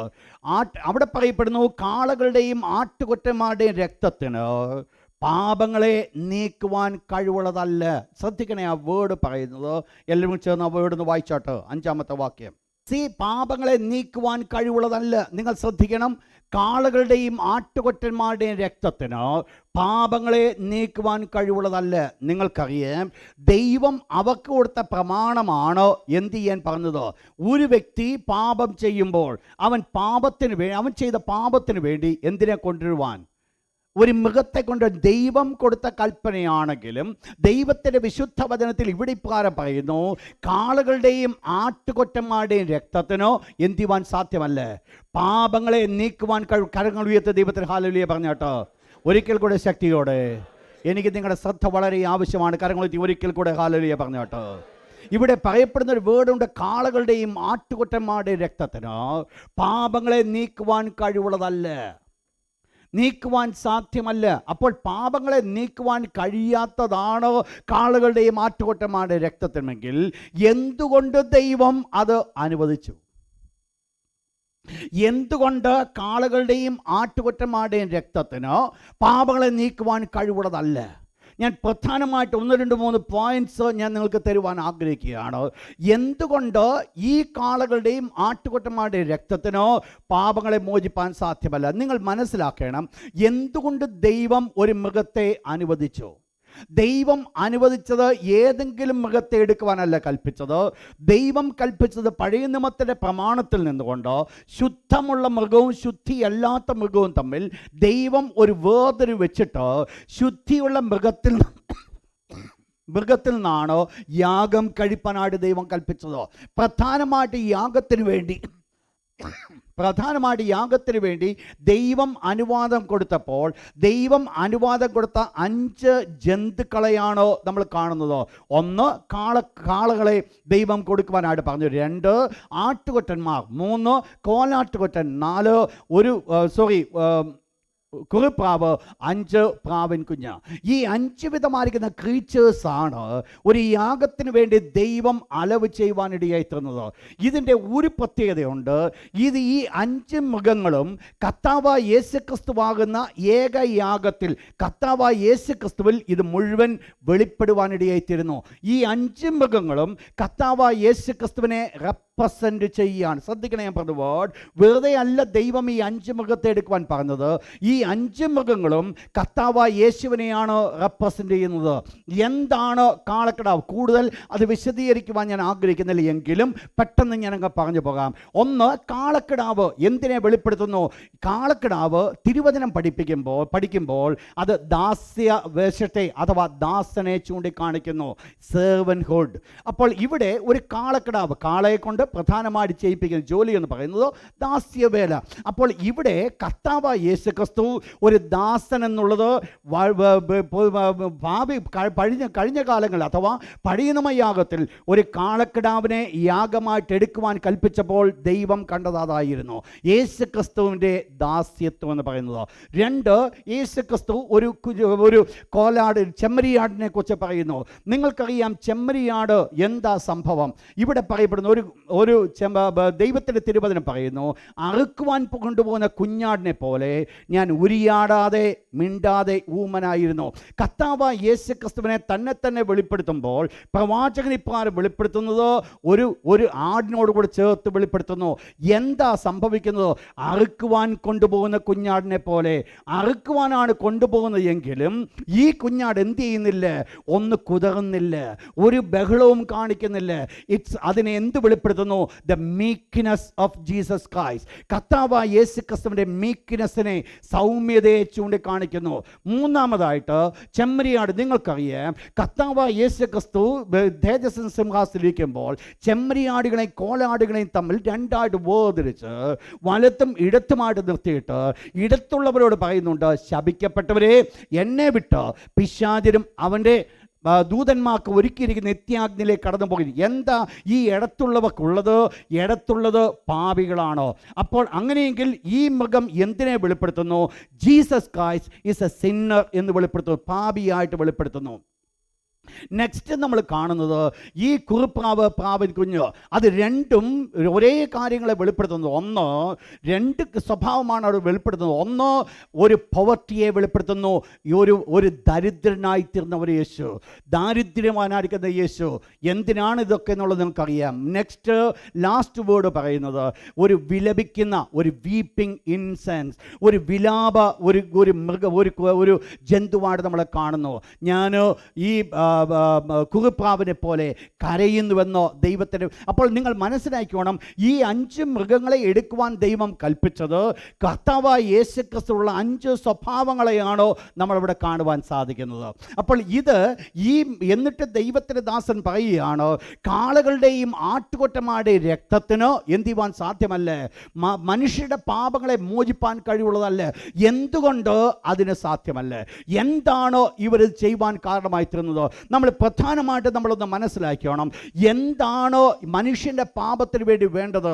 ദൈവത്തിൻ്റെ തിരുവചനപ്രകാരം പറയുന്നു, പാപം ചെയ്യുന്ന ദേഹി എന്ത് ചെയ്യണം? മരിക്കണം. ആരാ മരിക്കേണ്ടത്? മനുഷ്യനാണ് മരിക്കേണ്ടത്. മനുഷ്യൻ മരിക്കുവാൻ ദൈവത്തിന് കൽപ്പന കൊടുത്തു. എന്തുകൊണ്ട് മനുഷ്യൻ മരിക്കണം? Because of his sin. അവൻ്റെ പാപത്തിന് വേണ്ടി അവൻ മരിക്കണം. എന്നാൽ ഇവിടെ എന്താ മരിക്കേണ്ടി വരുന്നത്? ഒരു മൃഗമാണ് മരിക്കേണ്ടത്. നിങ്ങൾ മനസ്സിലാക്കണം, ഒരു മൃഗം മനുഷ്യന് പകരമാകുവാനായിട്ട് സാധിക്കുമോ ഇല്ലയോ എന്നുള്ളത് നമ്മൾ മനസ്സിലാക്കണം. എന്താ ഇവിടുത്തെ ദൈവത്തിൻ്റെ തിരുവചനം പഠിപ്പിക്കുന്നത്? മനുഷ്യൻ്റെ പാപം, നീ ചെയ്യുന്ന പാപത്തിന് വേണ്ടി നീ മരിക്കുമെന്നോ ദൈവത്തിൻ്റെ തിരുവചനം പഠിപ്പിക്കുമ്പോൾ, നീ മരിക്കേണ്ടത്, മനുഷ്യൻ മരിക്കേണ്ടത് ആവശ്യമായിരിക്കുമ്പോൾ എന്താണ് ഈ മൃഗങ്ങളുടെ രക്തത്തിന് സാധ്യമാകാത്തത്? ഈ മൃഗത്തിൻ്റെ ജീവൻ മാറ്റപ്പെടുന്നുവെങ്കിലും ആ രക്തം കൊണ്ട് അല്ലെങ്കിൽ ആ ജീവൻ കൊണ്ട് അവരുടെ പാപങ്ങളെ മാറ്റുവാൻ സാധിക്കുന്നില്ല. അതുകൊണ്ടാണ് നമ്മൾ കഴിഞ്ഞ ദിവസം നമ്മൾ വായിച്ച വിഷയത്തിലേക്ക് ഞാൻ കടന്നു വരട്ടെ. വായിച്ചിട്ട് അതിൻ്റെ 9-ാം അധ്യായം, ഹീബ്രൂസ് ചാപ്റ്റർ 9. സ്വന്തം യാഗം കൊണ്ട് പാപപരിഹാരം വരുത്തുവാൻ വീണ്ടും ഒരിക്കൽ കൂടെ ഹീബ്രൂസ് ചാപ്റ്റർ 2 വായിച്ചോട്ട് വേഴ്സ് 14 ഓൺവേർഡ്സ്, 14 മുതൽ 18 വരെയുള്ള വാക്യങ്ങൾ നിങ്ങൾ വീട്ടിൽ പോയി വായിച്ചോളണം. 14-ാമത്തെ വാക്യം വായിച്ചോട്ട്. മക്കൾ ജഡരക്തങ്ങളോട് കൂടിയുള്ളവർ ആകൊണ്ട് അവനും അവരെ പോലെ ശ്രദ്ധിക്കുക, ഈ പാപങ്ങളെ മോചിപ്പാൻ കർത്താവായ യേശു ക്രിസ്തു. നിങ്ങൾക്കറിയാം കർത്താവായ യേശു ആരായിരുന്നു? വാസ്തവത്തിൽ ദൈവത്തോടുള്ള സമത്വം മുറുകെ പിടിച്ചുകൊള്ളണമെന്ന് വിചാരിക്കാതെ കർത്താവായ യേശു ആരായി വന്നു? മനുഷ്യനായി ഈ ഭൂമിയിലേക്ക് വന്നു. അപ്പോൾ യേശു ദൈവമായിരുന്നു. ദൈവത്തോടുള്ള സമത്വം മുറുകെ പിടിച്ചുകൊള്ളണമെന്ന് വിചാരിക്കാതാണ് കർത്താവായ യേശു വന്നത്. മനുഷ്യൻ്റെ പാപത്തിന് പകരമായിട്ട് മറ്റേതെങ്കിലും ഒന്ന് മരിച്ചിരുന്നുവെങ്കിൽ, ആ മരിച്ചത് കൊണ്ട് ആ മനുഷ്യൻ്റെ പാപത്തിന് വിടുതൽ ഉണ്ടാകുമായിരുന്നുവെങ്കിൽ ആര് വരേണ്ട കാര്യമില്ല. മക്കൾ ജഡരക്തങ്ങളോട് കൂടിയുള്ളവർ ആകൊണ്ട് അവനും അവരെ പോലെ ആരാകണമായിരുന്നു? ജഡരക്തങ്ങളോട് കൂടിയുള്ളവനായി എന്ന് പറഞ്ഞാൽ മനുഷ്യനാണ് പാപം ചെയ്തത്. അതുകൊണ്ട് മനുഷ്യൻ്റെ പാപത്തിന് പരിഹാരമായി തീരുവാൻ എന്തുണ്ടേലേ പറ്റത്തുള്ളൂ? ഒരു മനുഷ്യൻ തന്നെ വേണം. മനുഷ്യനാണ്, നിങ്ങൾ ശ്രദ്ധിക്കുന്നോ? മനസ്സിലായോ? മനുഷ്യനാണ് പാപം ചെയ്തത്. മനുഷ്യൻ്റെ പാപത്തിന് പരിഹാരം വരുത്തുവാൻ ഒരു മൃഗത്തിൻ്റെയും രക്തത്തിന് സാധ്യമല്ല. കാരണം ഒരു മൃഗവും മനുഷ്യനെന്താകത്തില്ല. നിങ്ങൾക്കറിയാം, പഴയ നിയമകാലത്തിൽ യാഗം കഴിക്കുമ്പോൾ യാഗമൃഗത്തിൻ്റെ തലയിൽ കൈവച്ചിട്ട് ഇവരുടെ പാപങ്ങൾ ഏറ്റുപറഞ്ഞിട്ട് അവർ വിശ്വസിക്കുന്ന ഒരു കാര്യമുണ്ട്, ഈ മൃഗത്തിൻ്റെ രക്തമല്ല ഞങ്ങളുടെ പാപത്തെ കഴുകുന്നത്, പിന്നെയോ ദൈവത്തിൻ്റെ വാഗ്ദത്തം കൽപ്പിക്കുന്ന പോലെ സ്ത്രീയുടെ സന്തതിയാണോ ഞങ്ങളുടെ പാപത്തെ കഴുകിക്കളയുന്നത്. അന്ന് അവർ വിശ്വസിച്ചത് ഒരു കാര്യം അതായിരുന്നു, കടന്നു വരുവാൻ പോകുന്ന കർത്താവായ യേശു ക്രിസ്തുവിൻ്റെ രക്തം ഇവരുടെ പാപത്തിൽ നിന്ന് അവരെ ശുദ്ധീകരിക്കുന്നുവെന്നുള്ളത് അവർ മുൻപിൽ കണ്ടു. എന്നാൽ ഇവിടുത്തെ വിഷയം എന്നാ? മക്കൾ ജഡരക്തങ്ങളോട് കൂടിയുള്ളവർ ആകൊണ്ട് അവനും അവരെ പോലെ എന്തായി തീരേണ്ടി വന്നു. നിങ്ങൾ മനസ്സിലാക്കണം, കർത്താവായ യേശു ക്രിസ്തു മനുഷ്യനായി ഈ കാൽവറിയിൽ മരിക്കപ്പെടുവാൻ കാരണമായി തീർന്നത് ഈ ഒരു മനുഷ്യനെ കൊണ്ട് മാത്രമേ മനുഷ്യൻ്റെ പാപത്തിന് പരിഹാരം വരുത്തുവാൻ സാധിക്കത്തുള്ളൂ. ശ്രദ്ധിക്കണേ നിങ്ങൾ, ഞാൻ പറഞ്ഞ വേർഡ്, ഒരു മനുഷ്യനെ കൊണ്ട് മാത്രമേ മനുഷ്യൻ്റെ പാപത്തിന് പരിഹാരം വരുത്തുവാൻ സാധിക്കുകയുള്ളൂ. അല്ലായിരുന്നുവെങ്കിൽ ഒരു പുതിയ നിയമത്തിൻ്റെ പ്രമാണത്തിൻ്റെ ആവശ്യമില്ല, പഴയത് മതിയായിരുന്നു. എന്നാൽ എന്ത് സംഭവിച്ചു?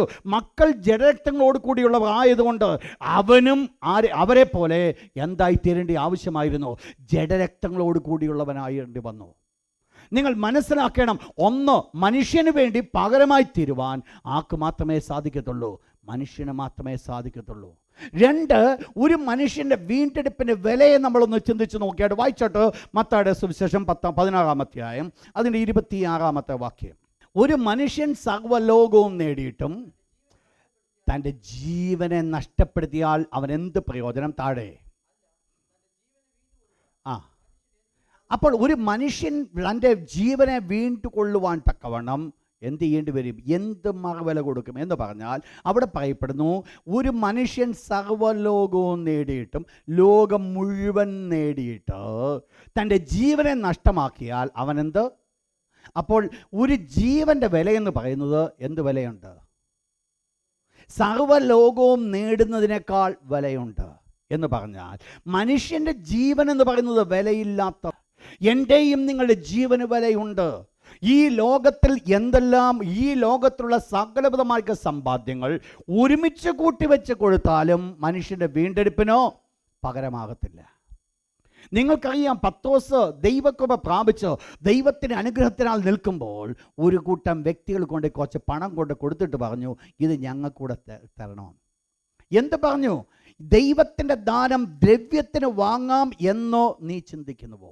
എന്ന് പറഞ്ഞാൽ ദൈവത്തിൻ്റെ ദാനം ഒന്നും എങ്ങനെ വാങ്ങാൻ പറ്റത്തില്ല? പണം കൊടുത്ത് വാങ്ങുവാൻ പറ്റത്തില്ല. നിങ്ങൾ മനസ്സിലാക്കണം, ഒരു മൃഗത്തിൻ്റെ വില എന്താണ്, ഒരു മനുഷ്യൻ്റെ വില എന്താണ്? ഒരു മൃഗത്തിന് അതിൻ്റെ വിലയിലൊരു ലിമിറ്റേഷൻ ഉണ്ടെങ്കിൽ, ഇവിടെ പറയപ്പെടുന്ന കർത്താവ് മനുഷ്യൻ്റെ ജീവനെക്കുറിച്ച് നമ്മൾ ചിന്തിക്കുമ്പോൾ, മനുഷ്യൻ്റെ ജീവന് പകരമായിട്ട് വിലയില്ലാത്ത ഒന്നിനെ കൊണ്ട് പകരമാക്കുവാൻ സാധ്യമല്ല. വിലയില്ലാത്ത, നിങ്ങൾ മനസ്സിലാക്കുന്നുണ്ടോ എന്നോടുകൂടെ?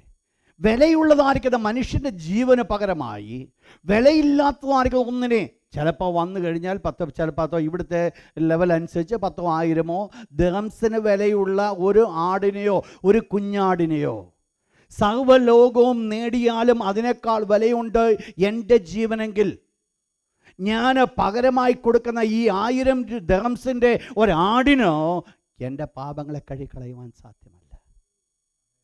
ഞാൻ പറഞ്ഞു, മനുഷ്യൻ പാപിയായിത്തതുകൊണ്ട് ദൈവം എന്താകേണ്ടി വന്നു? ഈ ആട്ടുകൊറ്റന്മാരുടെയും കാളുകളുടെയും രക്തത്തിന് മനുഷ്യൻ്റെ പാപത്തെ മാറ്റുവാനായിട്ട് സാധ്യമല്ല. ദൈവം വെച്ച വ്യവസ്ഥയാണ്, ഞാൻ സമ്മതിക്കുന്നുണ്ട്. പക്ഷെങ്കിൽ ആ വ്യവസ്ഥ ദൈവം അന്ന് വെച്ചപ്പോഴും ദൈവം അവരോട് പറഞ്ഞൊരു കാര്യമുണ്ട്, ഈ ആട്ടുകൊറ്റന്മാരുടെ രക്തം നിങ്ങളുടെ പാപങ്ങളെ ശുദ്ധീകരിക്കുമെന്നല്ല, വരുവാൻ പോകുന്ന മശിഹാണ് നിങ്ങളുടെ പാപങ്ങളെ ശുദ്ധീകരിക്കുന്നത്. അതാണ് ഇവർ വിശ്വസിച്ചിരിക്കുന്നത്. പഴയ നിയമത്തിൻ്റെ ഭക്തന്മാർ മുൻപോട്ട് നോക്കിക്കൊണ്ട് 2000 കൊല്ലങ്ങൾക്ക് മുമ്പ് കർത്താവായ യേശു ക്രിസ്തു ഈ ലോകത്തിൽ യാഗമായി തീരുന്ന കാഴ്ചയെ മുൻപിൽ കണ്ടുകൊണ്ട് അവർ വിശ്വാസം കണ്ടുകൊണ്ട് ഏറ്റെടുത്തു. ഞാൻ 2000 കൊല്ലം പിന്നോട്ട് നോക്കിക്കൊണ്ട് വിശ്വാസം കണ്ടുകൊണ്ട് ഞാനത് ഏറ്റെടുക്കുന്നു. രണ്ടു കൂട്ടരും വിശ്വാസത്താലാണ് ഏറ്റെടുക്കുന്നത്. ഒരു കൂട്ടം ആൾക്കാർ മുൻപോട്ട് നോക്കി, നമ്മൾ പിന്നോട്ട്. നിങ്ങൾ മനസ്സിലാക്കുന്നുണ്ടോ ഇത്? അപ്പോൾ എന്താ ഇവിടുത്തെ വിഷയം? എന്നാ ഇത് വില വെച്ച് നോക്കിക്കഴിഞ്ഞാൽ ഇതിൻ്റെ വില ഒരിക്കലും ഒരുമിച്ച് പോകുവാൻ സാധ്യമല്ല. വില വെച്ച് നോക്കിക്കഴിഞ്ഞാൽ നിങ്ങൾക്കറിയാം, മനുഷ്യൻ്റെ വീണ്ടെടുപ്പിൻ്റെ വില ആർക്ക് കൊടുക്കുവാനായിട്ട് സാധിക്കും? ഒരു മനുഷ്യനും അവൻ്റെ വീണ്ടെടുപ്പിന് പകരം വില കൊടുക്കുവാനായിട്ട് സാധ്യമല്ല. ഒരു മനുഷ്യൻ കൊടുക്കുന്ന വീണ്ടെടുപ്പിന് വില, അതിനകത്ത് ഒരു വിലയുമില്ല. എന്തെല്ലാം എൻ്റെ ജീവിതത്തിൽ മുഴുവൻ ഞാൻ കൊടുത്താലും അതെൻ്റെ വീണ്ടെടുപ്പിന് വിലയാകത്തില്ല. ഒന്ന് മനസ്സിലാക്കിക്കൊള്ളണേ പ്രിയപ്പെട്ടവരെ. ചില കമ്മം കൊണ്ട്, ചില ആചാരം കൊണ്ട്, ചില പൈസ കൊടുത്തുകൊണ്ട്, ഒരു കോഴിയെ കൊടുത്തത് കൊണ്ട് രക്ഷപ്പെടാമെന്ന് ചിന്തിക്കുന്നുവെങ്കിൽ ദൈവത്തിൻ്റെ തിരുവചനം പറയുന്നു, സഹോദര, നിൻ്റെ ജീവൻ്റെ വിലയെന്ന് പറയുന്നത് ഈ ലോകം മുഴുവൻ നേടുന്നതിനേക്കാൾ വലുതാണെങ്കിൽ നീ നേടിയത് അതാണെന്ന് മനസ്സിലാക്കണം. ഒരു സാധാരണപ്പെട്ട നമുക്ക് വില കൊടുക്കാതെ കിട്ടിയത് കൊണ്ട് കിട്ടിയതിൻ്റെ വില നമുക്കറിയത്തില്ല. വില കൊടുത്ത് കിട്ടിയിരുന്നുവെങ്കിൽ കൊടുത്തതിൻ്റെ വില നമ്മൾ മനസ്സിലാക്കിയത്. ആദിമ നൂറ്റാണ്ടിലെ സഭ ഒരുമിച്ച് കൂടിയിരുന്നു കൊണ്ട് നീണ്ട 10 ദിവസം ഒരുമിച്ച് അവർ പരിശുദ്ധാത്മാവ് ഇവിടെ കാത്തിരുന്നത് കൊണ്ട് പരിശുദ്ധാത്മാവിൻ്റെ പ്രവർത്തനം എന്താണ്, പരിശുദ്ധാത്മാവിന് എന്ത് ചെയ്യുവാൻ സാധിക്കുമെന്നുള്ളത് അവരുടെ ജീവിതത്തിൽ കൂടെ വെളിപ്പെടുത്തി. ഞാൻ വെറുതെ മീറ്റിങ്ങിന് വന്നപ്പോൾ ചിന്തിച്ചു പോലുമില്ല, ദൈവം തൻ്റെ കൃപയാൽ ദൈവം തൻ്റെ ശക്തി എൻ്റെ മേൽ അയച്ചു തന്നതുകൊണ്ട് അതിൻ്റെ വില ഞാൻ മനസ്സിലാക്കിയില്ല. ഞാൻ പറയുന്നത് മനസ്സിലാവുന്നുണ്ടോ? അന്ന് അവരുടെ മേൽ പ്രാപിച്ച അതേ ആത്മാവാണ് എൻ്റെ മേൽ വ്യാപരിക്കുന്നത്. അന്ന് അവർക്ക് ചെയ്യുവാൻ സാധിക്കുന്നത് എനിക്ക് ചെയ്യുവാൻ സാധിക്കുന്നില്ല. അതിൻ്റെ കാരണമെന്ന് പറയുന്നത് അന്ന് അവരത് മനസ്സിലാക്കി അവരുടെ മേൽ പകരപ്പെട്ട പരിശുദ്ധാത്മാവിന് എന്ത് ചെയ്യുവാൻ സാധിക്കും? കാരണം ഒരു വില കൊടുത്തു. എനിക്കെന്തില്ല, വില കൊടുക്കുന്നില്ല, ഫ്രീയാ. എന്തെല്ലാം കാര്യം നമുക്ക് ഫ്രീ ആയിട്ട് കിട്ടുമോ അതിനൊന്നും നമ്മളൊരു വില കൊടുക്കത്തില്ല. ഞാൻ ഓർപ്പിക്കട്ടെ പ്രിയപ്പെട്ടൊരു, വില കൊടുത്തെങ്കിൽ മാത്രമേ, വില കൊടുക്കേണ്ടത് ആവശ്യമാണ്. പക്ഷേ ഫ്രീ ആയിട്ട് കിട്ടിയിരിക്കുന്നതാണെങ്കിലും അതിൻ്റെ വിലയൊന്ന് മനസ്സിലാക്കിയാൽ. ഈ എസെക്കിയ ഫ്രാൻസിസിൻ്റെ 3rd ഡേയിൽ അദ്ദേഹം ഒരു പോയിൻ്റ് പറഞ്ഞത് എന്നെ വളരെ ചിന്തിപ്പിച്ചു. അദ്ദേഹം പറഞ്ഞൊരു കാര്യമാണ്, 1500 കൂടുതൽ ആൾക്കാർ ഓരോ വർഷവും ദൈവത്തിൻ്റെ വേലയ്ക്ക് വേണ്ടി ഒരുക്കിയിറക്കി. അവരിൽ പലരും അദ്ദേഹത്തെക്കാൾ ശക്തമായിട്ട് ദൈവം എടുത്തുപയോഗിക്കുന്നു. അതിൻ്റെ കാരണം അദ്ദേഹം പറഞ്ഞൊരു പോയിൻ്റ് ഇതാണ്. അദ്ദേഹം പറഞ്ഞത്, ഞാൻ ഒരു കാര്യം അവർക്ക് വെളിപ്പെടുത്തി, ദ ക്രൈസ്റ്റ് ഇൻ യു. എന്ത് നിങ്ങൾ വസിക്കുന്ന ക്രിസ്തുവിന് ചെയ്യാൻ സാധിക്കുമെന്നുള്ളത് ഞാൻ അവർക്ക് പറഞ്ഞു കൊടുത്തു. മനസ്സിലായില്ല? That's all. അതുകൊണ്ടാണ് ദൈവം അവരെ എന്നെക്കാൾ ശക്തമായിട്ട് ഉപയോഗിക്കുന്നത്.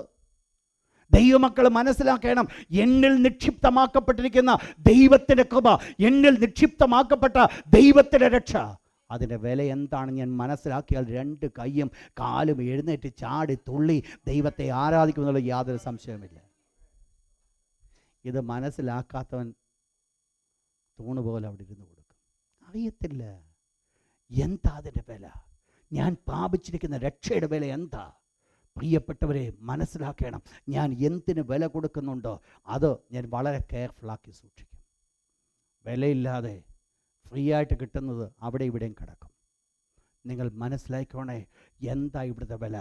മനുഷ്യൻ്റെ പ്രാണന്റെ വീണ്ടെടുപ്പിന് വേണ്ടി ദൈവം കാണുവാൻ ആഗ്രഹിച്ചപ്പോൾ ചില ആട്ടുകൊറ്റന്മാരുടെ വിലയില്ലാത്തതിൻ്റെ രക്തമല്ല എന്നെ ശുദ്ധീകരിക്കുവാൻ ഇടയായിത്തീരുന്നത്. ഞാൻ വില ഉള്ളവനായതുകൊണ്ട്, എൻ്റെ വില മതിക്കുവാൻ സാധിക്കാത്തത് കൊണ്ട് എനിക്ക് പകരമായിട്ട് കൊടുക്കേണ്ടത് എന്താ? വില മതിക്കാത്തത്. നിങ്ങൾ മനസ്സിലാക്കണം, അതിനാണ് യേശു ഈ ലോകത്തിലേക്ക് കടന്നു വന്നത്. വില മതിക്കുവാൻ സാധിക്കാത്ത ഒന്ന് എനിക്ക് പകരമായി തീർന്നു. എന്താ വില മതിക്കുവാൻ സാധിക്കാത്തത്? അവൻ്റെ വിലയെ ആർക്കും മനസ്സിലാകത്തില്ല. ജന്മന വില എന്തെന്നറിയത്തില്ല. ഏതാണ്ട് 2-3 പേര് കൊണ്ട് ഏതാണ്ട് ചില കാര്യങ്ങളൊക്കെ കൊണ്ട് കാഴ്ച വെച്ചെന്നല്ലാതെ അതിൻ്റെ വില എന്താണെന്നുള്ളത് മനസ്സിലാക്കുന്നില്ല. അതുകൊണ്ട് ആ ദൈവത്തിൻ്റെ തിരുവചനം പറയുന്നത്, ഒരു മനുഷ്യൻ വളരെ മനോഹരമായ നിക്ഷേപം കണ്ടു, എന്നിട്ട് തനിക്കുള്ളതൊക്കെയും വിറ്റ് ആ വായിൽ വാങ്ങി. എന്താ കാരണം? വില മനസ്സിലാക്കി. ഇന്ന് രാത്രി ഞാൻ ചോദിക്കട്ടെ, എന്നെയും നിങ്ങളെയും വീണ്ടെടുത്ത യേശുവിൻ്റെ വില എനിക്ക് നിങ്ങൾക്ക് അറിയാമോ? How much valuable he is for me. എനിക്ക് വേണ്ടി അവൻ എത്രമാത്രം വിലയുള്ളവനാ. അത് മനസ്സിലാക്കിയിട്ടുള്ളവർക്ക് പറയുവാൻ സാധിക്കും, പൊന്നും വെള്ളിയൊന്നും എനിക്ക് തരുവാനില്ല, എനിക്കുള്ളത് ഞാൻ നിനക്ക് തരുന്നു. നസ്രായ യേശുവിൻ്റെ നാമത്തിൽ എഴുന്നേറ്റ് നടക്കുക. അതുകൊണ്ട് ആ ശൂലേംകാരത്തെ പ്രകാരം പറഞ്ഞത്, എൻ്റെ പ്രിയൻ, അവൻ 10,000 സുന്ദരൻ. അവൻ്റെ സൗന്ദര്യത്തെ വർണ്ണിക്കുവാൻ, അതിനോടൊന്ന് കമ്പയർ ചെയ്യുവാൻ മറ്റൊന്നുമില്ല. പ്രിയപ്പെട്ടവരെ, ഈ ഒരു അവസ്ഥയിലേക്ക് ഞാൻ കടന്നു വരാത്തിടത്തോളം കാലം ആ വില എനിക്ക് വിലമതിക്കുവാൻ സാധിക്കത്തില്ല. എന്താ ഇവിടുത്തെ വിഷയം? 2 ഈ കാളകൾ കാട്ടുകൊറ്റന്മാർ എന്തുണ്ടായിരുന്നു? വിലയുണ്ടായിരുന്നു. പക്ഷേ ഞാൻ പ്രാപിച്ചത് എന്താ? വില മതിക്കുവാൻ സാധിക്കാതെ. വിലയില്ലാത്തതല്ല, വില മതിക്കുവാൻ സാധിക്കാതെ. മനസ്സിലായത് തമ്മിൽ വ്യത്യാസങ്ങൾ. ഞാൻ വിലയില്ലാത്തവനല്ല, എൻ്റെ യേശു എനിക്ക് വിലയില്ലാത്തവനോ വിലയിൽ ഒന്നല്ല. പക്ഷേ എനിക്കതിൻ്റെ വില മതിക്കുവാൻ ഹൗ മച്ച് എന്നുള്ളത് എനിക്ക് കണ്ടുപിടിക്കുവാൻ സാധ്യമല്ല. 3-ാമത്തെ പ്രത്യേകത, ഈ കാളുകളുടെയും ആട്ടുകൊറ്റന്മാരും എന്ന് പറയുന്നത്, അവരെ എന്ത് ചെയ്യണം? നിങ്ങൾക്കറിയാം, ഒരു യാഗമായി കൊണ്ടുപോകുമ്പോൾ തിരുവചനം പറയുന്നു, അറുക്കുവാൻ കൊണ്ടുപോകുന്ന കുഞ്ഞാടിനെ പോലെ ഒരു ആടാതെ ഉമ്മനായിരുന്നു. അതിനുപോലും അറിയത്തില്ല എങ്ങോട്ടാണ് കൊണ്ടുപോകുന്നത്. പക്ഷേ യേശുക്രിസ്തുവിൻ്റെ യാഗത്തിൻ്റെ പ്രത്യേകത എന്നാണെന്നറിയാമോ? പിതാവേ, ഗത്സമന തോട്ടയിൽ നിന്ന് നോക്കിയാൽ കാണാം, പിതാവേ, കഴിയുമെങ്കിൽ ഈ പാനപാത്രം എങ്കൽ നീക്കണമേ. എന്താ കാരണം? എവിടേക്കാ താൻ പോകുന്നുവെന്നുള്ളത് വ്യക്തമായിട്ട് മനസ്സിലാക്കി. എന്തിനു വേണ്ടിയാ തന്നെ കൊണ്ടുപോകുന്നുള്ളത് വ്യക്തമായിട്ട് മനസ്സിലാക്കി. തൻ്റെ അരിമ ശിഷ്യന്മാരോട് പറഞ്ഞു, അല്പനിമിഷങ്ങൾക്കുള്ളിൽ നിങ്ങളെല്ലാവരും എന്നെ വിട്ട് ചെറുപ്പെടും. എന്നെ ഏകനായിട്ട് ഇവിടെ നിന്ന് നാഴിക വന്നിരിക്കുന്നു. പ്രിയപ്പെട്ടവരെ, ആടുകളുടെയും കാളകളുടെയും രക്തം അത് സ്വന്തം ഹിതപ്രകാരമല്ല കൊടുക്കുന്നത്, എന്തെയോ പ്രേരണ കൊണ്ടാണ് കൊടുക്കുന്നതെങ്കിൽ യേശുക്രിസ്തുവിൻ്റെ രക്തത്തിൻ്റെ ഒരു പ്രത്യേകതയുണ്ട്. അവൻ മനസ്സിലാക്കിയ കൊടുത്തത്. എന്തിനു വേണ്ടിയാ ഈ രക്തം കൊടുക്കുന്നത്? എന്തിനു വേണ്ടിയാ തന്നെ യാഗമായി കൊടുക്കുന്നത്? അത് വ്യക്തമായിട്ട് മനസ്സിലാക്കി. നിങ്ങൾ മനസ്സിലാക്കണം, കമ്പാരിസൺ ടു ആനിമൽ സാക്രിഫൈസ്. മൃഗങ്ങളുടെ രക്തത്തിന് എന്ത് ചെയ്യുവാൻ സാധ്യമാകുന്നില്ല, പാപങ്ങളെ പരിഹരിപ്പാൻ കഴിയുന്നതല്ല. കാരണം മനുഷ്യൻ്റെ പാപത്തിന് മൃഗത്തിൻ്റെ രക്തം ഒരു ഒരു ഒരു പരിഹാരമായി മാറ്റപ്പെടുന്നില്ല. അതിനെന്ത് വേണം? ദൈവത്തിൻ്റെ ദൈവം അതിന് നിയമം വെച്ചു, അത് സത്യമാണ്. പക്ഷേ ആ നിയമത്തിന് മുൻപിൽ ദൈവം വെച്ചൊരു വ്യവസ്ഥയുണ്ട്. ഈ കാളകളുടെ ആട്ടുകൊറ്റന്മാരുടെ രക്തമല്ല, പിന്നെ ആര്? കർത്താവായ യേശു. 5-ാമത്തെ പോയിന്റ്, അതിൻ്റെ 5-ാമത്തെ വാക്യം കൊണ്ടൊന്ന് വായിച്ചാട്ട്. ലോകത്തിൽ വരുമ്പോൾ ഹന്യാഗ വഴിപാട് നീ ഇച്ഛിച്ചില്ല, എന്നാൽ ഒരു ശരീരം നീ എനിക്ക് ഒരുക്കിയിരിക്കുന്നു. ഞാൻ ഈ വിഷയത്തിലേക്ക് കടക്കുവാൻ ഞാൻ ആഗ്രഹിക്കുന്നില്ല. കാരണം ആ ഒരു വേർഡ് തന്നെ ട്രിനിറ്റിയെ വെളിപ്പെടുത്തുന്ന വിഷയമാണ്. ഒറ്റ വാക്കിൽ നമുക്കത് വെളിപ്പെടുത്തുവാൻ ബുദ്ധിമുട്ടുള്ളത് കൊണ്ടും ഞാൻ ആ ഭാഗം വിടുകയാണ്. നിങ്ങൾ മനസ്സിലാക്കണം, കർത്താവായ യേശു ക്രിസ്തു ജനിക്കപ്പെട്ടത് ഒരമ്മയും അപ്പനും തമ്മിലുള്ള ബന്ധത്തിൽ കൂടെയല്ല. യേശു ക്രിസ്തു ജനിക്കപ്പെടുവാൻ ഇടയായിത്തീർന്നത് നീ എനിക്ക് എന്ത് ചെയ്തിരിക്കുന്നു? ഒരു ശരീരം. ആരാ ഒരുക്കിയത്? ദൈവത്താൽ ഒരുക്കപ്പെട്ട ശരീരം. എന്താ ശരീരത്തിൻ്റെ പ്രത്യേകത? യോഹന്നാൻ 1:14 അവിടെ പറയുന്നു, വചനം എന്തായിത്തീർന്നു? ജഡമായിത്തീർന്നു. നിങ്ങൾ മനസ്സിലാക്കണം, ദൈവം ചെന്ന് 2 വേർഡ് പറഞ്ഞു. ഒരു മറിയോട് പറഞ്ഞു, ഓക്കെ, നിൻ്റെ ഉള്ളിൽ ഒരു കുഞ്ഞ് ജനിക്കട്ടെ എന്ന് പറഞ്ഞു ഉണ്ടായതല്ല യേശു. മനസ്സിലായില്ല? പിന്നെ യേശു ക്രിസ്തു ജനനമെന്ന് പറയുന്നത് the word God became flesh. God the word became flesh. ദൈവമായിരുന്ന വചനം അല്ലെങ്കിൽ വചനമാകുന്ന ദൈവം ആരായി മാറ്റപ്പെട്ടു? ജഡമായി മാറ്റപ്പെട്ടു. അതാണ് സംഭവിച്ചത്. അവിടെയാണ് മിറക്കിൾ നടന്നത്. എന്തുവാ? the word God became flesh. അതിനുവേണ്ടി എന്ത് ചെയ്തു? God prepared a body for him. ദൈവം ഒരുക്കിയ ഒരു ശരീരമാണ് അതിനുണ്ടായിരുന്നത്. എന്ന് പറഞ്ഞാൽ ആദമിനെ ദൈവം ഏദൻ തോട്ടത്തിൽ ഉണ്ടാക്കിയപ്പോൾ എപ്രകാരം ഉണ്ടാക്കുവാൻ ഇടയായിത്തീർന്നുവോ, ദ സെയിം വേ മനുഷ്യൻ്റെ പാപം തൊടാത്ത ഒരു ശരീരമാണ് മറിയയിൽ ഉരുവായത്. ആ യോസെഫിൽ കൂടെ ജനിച്ചിരുന്നുവെങ്കിൽ യോസെഫിൻ്റെ പാപത്തിന് യേശു ക്രിസ്തു ഉത്തരവാദിയായേനെ. എന്നാൽ യേശുക്രിസ്തുവിൻ്റെ ജനനം അവിടെയല്ല. ദൈവത്താൽ ഒരുക്കപ്പെട്ട ശരീരം. എന്താ ശരീരത്തിൻ്റെ പ്രത്യേകത? Word God became flesh. വചനമാകുന്ന ദൈവം ജഡമായി തീർന്നു. ആ ജഡത്തിലേക്കാണോ ആര് ചെന്നത്? യേശു. അവിടെയാണ് ആ ജഡം വെളിയിൽ വന്നപ്പോഴാണ് അത് യേശുവാണെന്ന് നമ്മൾ പറഞ്ഞത്. എന്നാൽ ഒന്ന് മനസ്സിലാക്കണം, ആ സമയത്തെ ഒന്ന് മനസ്സിലാക്കണം. നീ എനിക്ക് വേണ്ടി എന്ത് ചെയ്തിരിക്കുന്നു? ഒരു ശരീരം. നമ്മൾ കഴിഞ്ഞ ദിവസം നമ്മൾ ചിന്തിച്ചു, കർത്താവായ യേശു ക്രിസ്തുവിൻ്റെ യാഗത്തിൻ്റെ ഒരു പ്രത്യേകത ദ റൈറ്റ് ടൈം. ഓർമ്മയുണ്ടല്ലേ? ആ റൈറ്റ് ഡേ. എന്താണ് ആ പ്രോപ്പർ സമയം? അവിടെയാണ് കർത്താവായ യേശു ക്രിസ്തു യാഗമായി തീർന്നത്. അപ്പോൾ യേശു ക്രിസ്തുവിൻ്റെ ജനനത്തിനും എന്തുണ്ടായിരുന്നു? ഒരു ഡേ. ആ ദിവസം ദൈവം അനുവദിച്ച ദിവസം, ദൈവം കടന്നു വന്ന സമയത്ത് ന്യായപ്രമാണത്തെക്കുറിച്ച് നമ്മൾ ചിന്തിക്കുമ്പോൾ അതിന് ഒത്തിരി ബലഹീനതകളെ കാണുവാൻ സാധിക്കും. എന്നാൽ പുതിയ നിയമത്തിലേക്ക് കടന്നു വരുമ്പോൾ കർത്താവായ യേശു ക്രിസ്തു ആ പ്രോപ്പർ ടൈമിൽ. അതുകൊണ്ട് എന്ത് സംഭവിച്ചു? പഴയ നിയമത്തിൻ്റെ പ്രമാണത്തിന് സാധിക്കാത്തത് പുതിയ നിയമത്തിൽ ചെയ്യുവാൻ കാരണമായി തീർന്നു. കർത്താവായ യേശു ക്രിസ്തുവിനെ കുറിച്ച് പറയുന്നു, നീ എനിക്കൊരു ശരീരം ഒരുക്കിയിരിക്കുന്നു. നമുക്കെല്ലാവർക്കും നമ്മുടെ കണ്ണുകളെ അടയ്ക്കാം.